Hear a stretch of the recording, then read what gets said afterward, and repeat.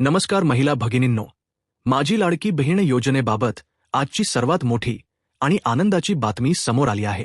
February आणि मार्च महिन्याचे पैसे तुमच्या खात्यात कधी जमा होणार आणि ज्यांचे पैसे रखडले आहेत त्यांना 4500 रुपये कसे मिळणार याबद्दलची संपूर्ण माहिती आज आपण या व्हिडिओमध्ये पाहणार आहोत। व्हिडिओ शेवटपर्यंत नक्की पहा। हप्ते वितरणाला सुरुवात।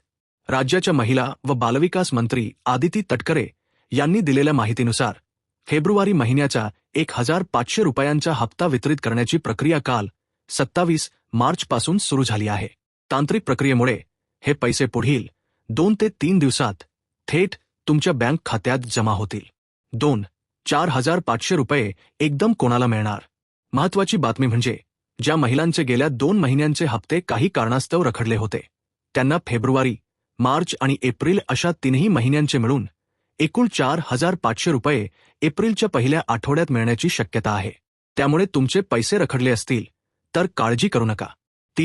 31 मार्चची अंतिम मुदत।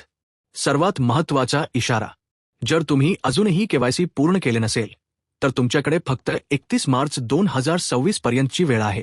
31 मार्च नंतर ज्यांचे केवायसी अपूर्ण असेल त्यांचे हप्ते कायमचे थांबवले जाऊ शकतात।